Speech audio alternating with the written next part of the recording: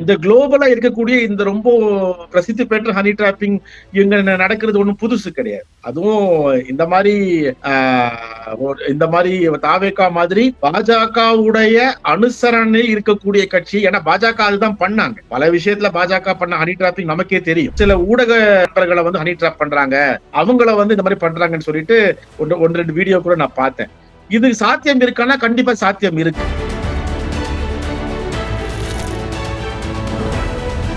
தாவேகா போன்ற இந்த கான்ஸ்பிரசிய வளர்க்கக்கூடிய, இந்த கான்ஸ்பிரசி விஷயத்தை வந்து பரப்பக்கூடிய, மிக தைரியமாக செய்யக்கூடிய கூட்டத்துக்கு இது ரொம்ப சுலபம். இந்த விஷயங்கள் அவங்க வந்து எந்த விதமான கூச்சநாச்சமும் இல்லாம செய்யக்கூடிய இதுவாதான் இருக்கும். அதுல வந்து இவங்க இதை புதுசா எடுத்துருக்காங்கன்னு கிடையாது. பாஜக ஏற்கனவே பண்ணிட்டு இருக்கிற விஷயம் தான். பாஜக ஏற்கனவே பண்ணிருக்கிற தொடர்ச்சியை வந்து தாவேகா தமிழ்நாட்டுல பண்றாங்கிறது நம்ம அண்ணாமலையோட மிக முக்கியமான விஷயமா அதுதானேங்க.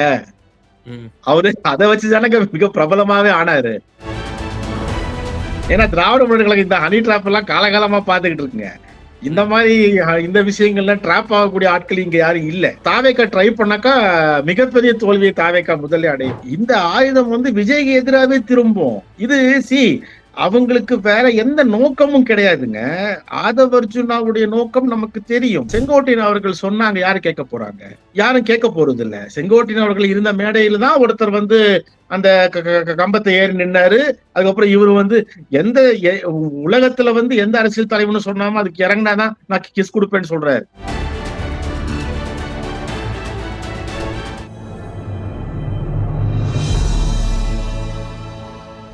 தமிழ் நியூஸ் நேர்கள் கண்வணக்கம். இன்றைய சிறப்பு நேர்காணலில் நம்மோடு இணைந்திருக்கும் சிறப்பு விருந்தினர் திராவிட முன்னேற்ற கழகத்தினுடைய செய்தி தொடர்பாளர் மரியாதைக்குரிய திரு ஷஃபி சுலைமான் சார்.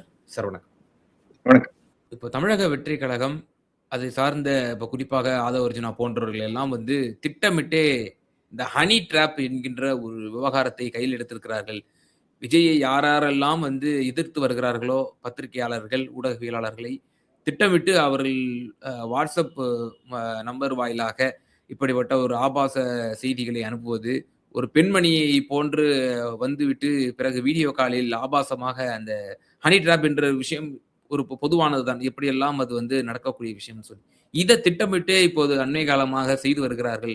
யாரெல்லாம் அண்மையாக விஜய்க்கு எதிராக செய்திகளை தங்களுடைய வலைவலிகளில் பகிர்ந்து வருகிறார்களோ என்பது பற்றி எல்லாம் வந்து தகவல் அதிர்ச்சிகரமான பல தகவல்கள் வந்து கொண்டிருக்கின்றன. இது பாஜக கடந்த காலத்துல செஞ்சிச்சு, இப்போ இப்படிப்பட்ட ஒரு அதிர்ச்சியான தகவல் வந்திருக்கு சார். எப்படி பாக்குறீங்க?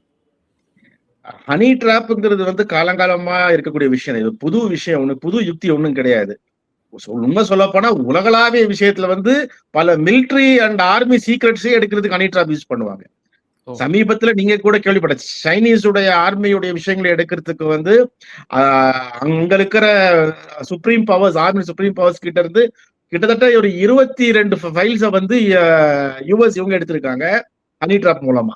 அங்கிருந்து வந்து ஃபாரினுக்கு போன ஒரு சில அபிஷியல்ஸை வந்து ஹனி டிராப் பண்ணது. இதெல்லாம் நீங்க கூகுள்ல சர்ச் பண்ணா உங்களுக்கு வரும். சைனீஸ் வந்து ஹனி டிராப் பத்தி அவங்களுடைய ஹையர் அபிஷியல்ஸ் கிட்ட வார்னிங்கே கொடுத்திருக்காங்க. நீங்க ரொம்ப ரொம்ப கவனமா இருக்குன்னு சொல்லிட்டு. இது இந்த எஸ்பியோனேஜ் சம்பந்தமா சில பேரை வந்து அரெஸ்ட் பண்ணிருக்கு சைனீஸ் கவர்மெண்ட். இது ரீசெண்டா நடந்த ஹனி டிராப்பிங். நான் சொல்றது குளோபலா நடக்கிற விஷயம். இந்த குளோபலா இருக்கக்கூடிய இந்த ரொம்ப பிரசித்தி பெற்ற ஹனி டிராப்பிங் இங்க நடக்கிறது ஒண்ணும் புதுசு கிடையாது. அதுவும் இந்த மாதிரி தாவேகா மாதிரி பாஜகவுடைய அனுசரணையில் இருக்கக்கூடிய கட்சி. ஏன்னா பாஜக அதுதான் பண்ணாங்க. பல விஷயத்துல பாஜக பண்ண ஹனி டிராப்பிங் நமக்கே தெரியும். அப்போ அந்த இதுல வந்திருக்கிற கட்சிக்கு ஹனி டிராப்பிங் தான் செய்யறாங்கிறது நாம ஆச்சரியமா பார்க்க வேண்டிய எந்த அவசியமும் இல்லைன்னு நினைக்கிறேன். எனக்கு அது நீங்க சொன்ன அந்த விஷயம் உண்மைத்தன்மை தெரியவில்லைனாலும் அது நடக்கிறதுக்கான சாத்தியம் அதிகம்னு சொல்வேன்.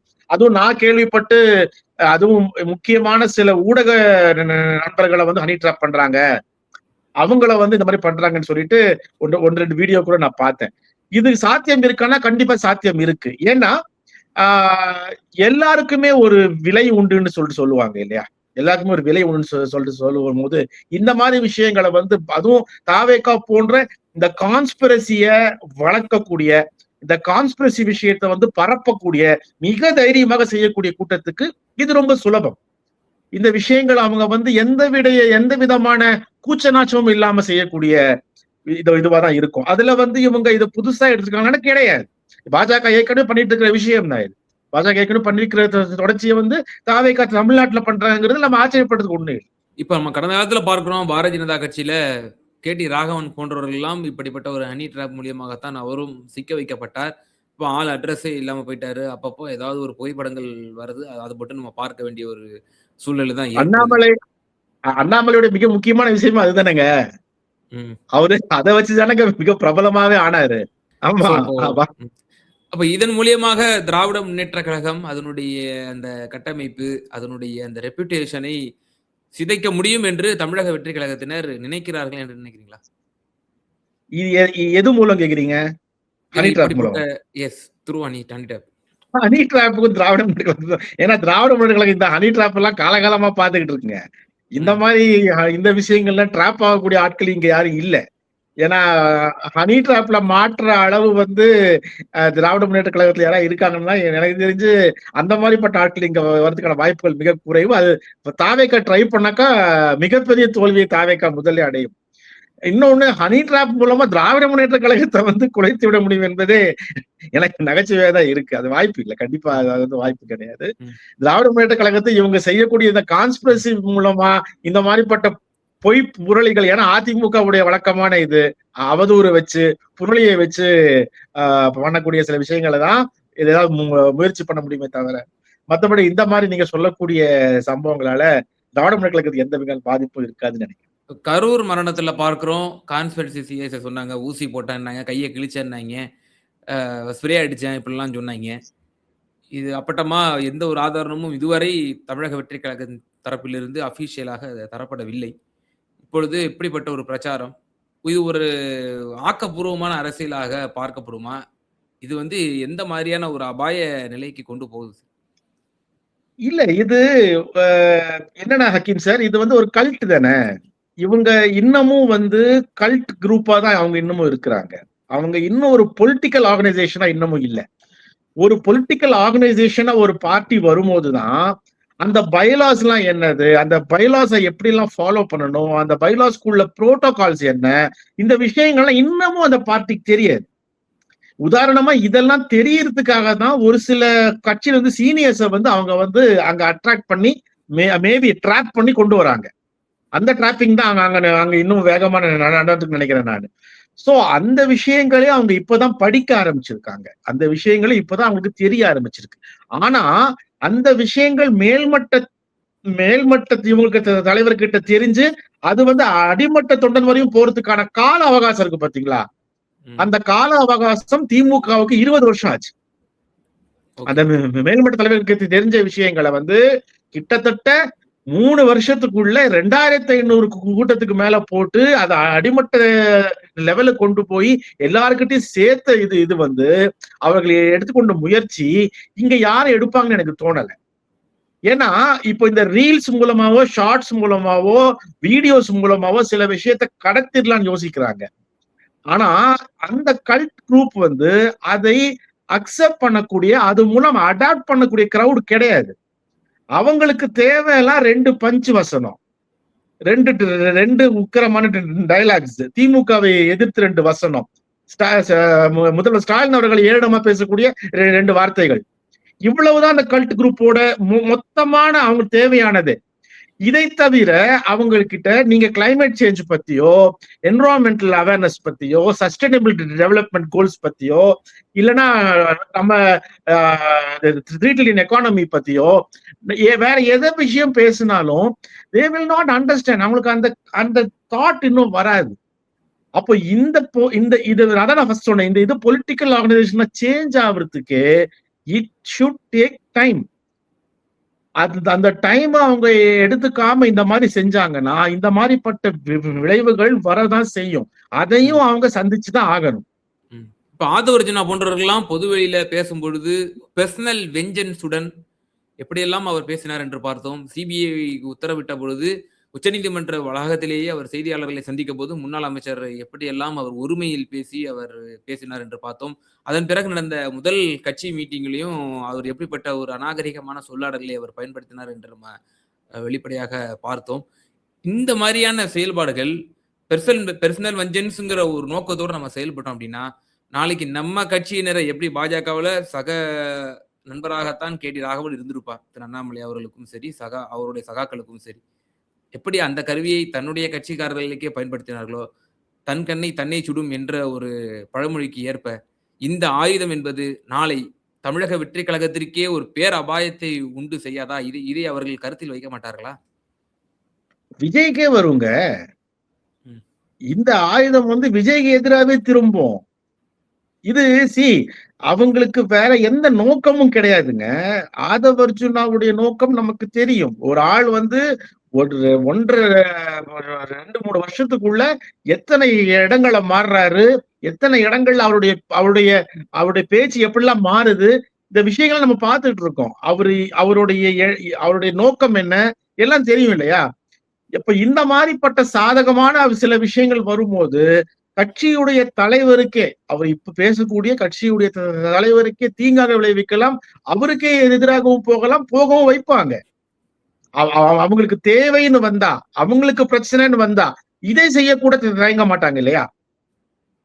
ஒரு ப்ராப்ளம்னு வருது, அந்த ப்ராப்ளம் வந்து சால்வ் பண்றதுக்கு இதுதான் ஒரே வெப்பன்னா இந்த வெப்பனை யூஸ் பண்றதுக்கு தயங்க மாட்டாங்க. அதுவும் தன்னுடைய கட்சி தலைவருக்கு எதிராக யூஸ் பண்ணதுக்கு தயங்காத குரூப் தான் அது. அதனாலதான் அது மீண்டும் மீண்டும் சொல்றோம், முதலில் விஜய் அவர்கள் அரசியல் வயப்பட வேண்டும். அவருக்கு வந்து அரசியல் என்னன்னு சொல்லிட்டு முதல்ல தெரியணும். அதுக்கு பிறகு அவர் ரசிகர்களை வந்து தொண்டர்களாக மாற்ற வேண்டும். அந்த தொண்டர்கள் மூலம் ஒரு பொலிட்டிக்கல் ஆர்கனைசேஷனை ஃபார்ம் பண்ணணும். அந்த பொலிட்டிக்கல் ஆர்கனைசேஷனை ஃபார்ம் பண்ண பிறகுதான் அவர் இந்த மாதிரிப்பட்ட குரூப்பை வந்து உள்ள விட்டு அவங்களுடைய வயபிலிட்டியை பார்த்து அவங்க எந்த அளவு வந்து ஹானஸ்டா பார்த்து டிசைட் பண்ணிட்டு செய்யணும்.